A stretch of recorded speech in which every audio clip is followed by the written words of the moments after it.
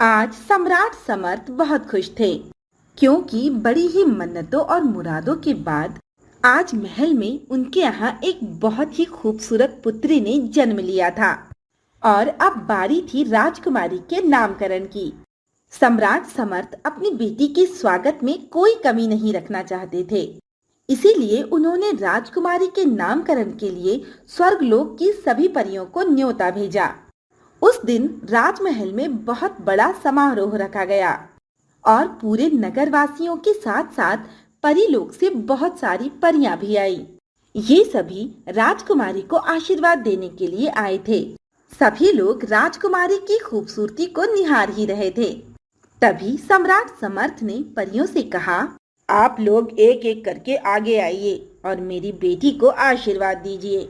ये सुनकर पहली परी आगे आई और बोली, ये बहुत खूबसूरत होने के साथ साथ बहुत बुद्धिमान भी होगी, ये मेरा आशीर्वाद है। फिर दूसरी परी आगे आई और बोली, महाराज, आपकी पुत्री आपको पुत्र से भी ज्यादा सुख देगी, ये मेरा आशीर्वाद है।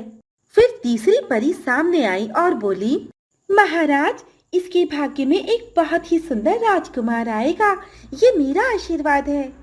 फिर महाराज बोले, मैं आप लोगों का आभारी हूँ कि आप लोग मेरी बेटी को आशीर्वाद देने के लिए आए।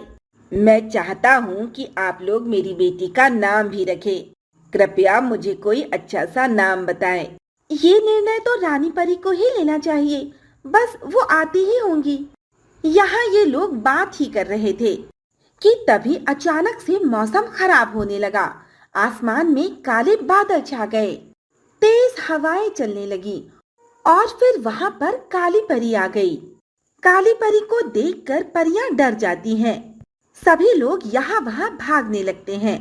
सारे राजमहल में भगदड़ मच जाती है। फिर काली परी बोली, महाराज, आपने राजकुमारी के नामकरण में सभी परियों को बुलाया, परंतु मुझे छोड़ दिया। क्या मैं इसकी वजह जान सकती हूँ? काली परी, मुझे क्षमा करें, मैं आपको न्योता देना भूल गया था। कृपया आप भी हमारे इस समारोह में शामिल होकर इसकी रौनक बढ़ाएं और मेरी बेटी को आशीर्वाद दें। नहीं महाराज, अब मुझे न्योता देने में आपको बहुत देर हो चुकी है। अब मैं यहाँ पर आई हूँ तो अपना आशीर्वाद नहीं बल्कि अपना श्राप देकर जाऊंगी। फिर काली परी ने अपनी जादुई छड़ी उठाई और बोली, राजकुमारी, तुम बहुत खूबसूरत होगी और बुद्धिमान भी, और सब कुछ ठीक चलता रहेगा। लेकिन जैसे ही तुम 16 साल की होगी, एक सुई के चुभने से तुम्हारी मौत हो जाएगी। महाराज और सभी परियां चिल्लाते रह गए, लेकिन काली परी ये श्राप देकर वहां से उड़ गई। सम्राट समर्थ की आंखों में आंसू थे। सारी परियां भी बहुत रो रही थी। किसी को कुछ समझ नहीं आ रहा था कि तभी रानी परी आई। आप लोग इतना परेशान मत होइए। मैं काली परी के श्राप को बदल तो नहीं सकती, लेकिन हाँ, मेरा आशीर्वाद अभी बाकी है। राजन, मैं आपको वचन देती हूँ और राजकुमारी को आशीर्वाद देती हूँ। जब राजकुमारी 16 साल की हो जाएगी तो सुई चुभने से उसकी मृत्यु नहीं होगी, बल्कि वो गहरी नींद में चली जाएगी और राजकुमारी के साथ साथ पूरा राजमहल भी गहरी नींद में चला जाएगा। आप सब लोग 100 सालों तक सोते रहेंगे। फिर एक राजकुमार आएगा जो राजकुमारी के माथे को चूमेगा और फिर राजकुमारी होश में आ जाएगी।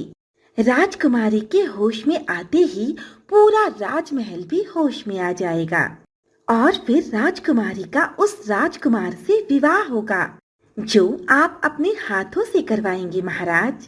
ऐसा कहकर रानी परी और सभी परियां चली जाती हैं। अब राजकुमारी बड़ी हो रही थी। वो काफी बुद्धिमान भी थी। अस्त्र शस्त्र का भी उसे बहुत अच्छा ज्ञान था। वो बहुत अच्छी घुड़सवार भी थी। राजा अपनी पुत्री को देखकर बहुत खुश होता था, परंतु उसके 16वें जन्मदिन के बारे में सोचकर उसे बहुत चिंता होती थी। राजकुमारी के लिए महल में ऐशो आराम की सारी चीजें उपलब्ध थी। महाराज राजकुमारी को अकेले बाहर नहीं जाने देते थे। उसका बहुत खास ख्याल रखते थे। उसके साथ 2 दासियां हमेशा ही रहती थीं। उसे हर नुकीली चीज से दूर रखने की महाराज पूरी कोशिश किया करते थे। महाराज किसी भी तरह उसे सुई चुभने से बचाना चाहते थे ताकि काली परी की बात सच साबित ना हो, और इसीलिए राजा ने पूरे राजमहल के चरखे और सुइयां नष्ट करवा दी थी ताकि वो किसी तरह अपनी बेटी को सुई चुभने से बचा सके। धीरे धीरे समय बीत रहा था। आज राजकुमारी का 16वां जन्मदिन था। राजकुमारी खुशी खुशी अपने जन्मदिन का केक काटती है। सभी ने मिलकर राजकुमारी के 16वें जन्मदिन की खुशियां मनाई। महाराज को बहुत चिंता थी, इसीलिए वे राजकुमारी से बोले, मेरी प्यारी राजकुमारी, आज तुम कहीं नहीं जाना। सारा दिन घर पे ही रहना और हर नुकीली चीज से खुद को बचा के रखना। और तुम दोनों दासियां राजकुमारी का खास ख्याल रखना। जी महाराज, आप बिल्कुल चिंता ना करें, हम राजकुमारी को अकेला नहीं छोड़ेंगे। राजकुमारी महल में कैद रहकर थक गई थी। आज उसे अपने जन्मदिन के उपलक्ष्य में राजमहल से बाहर घूमना था।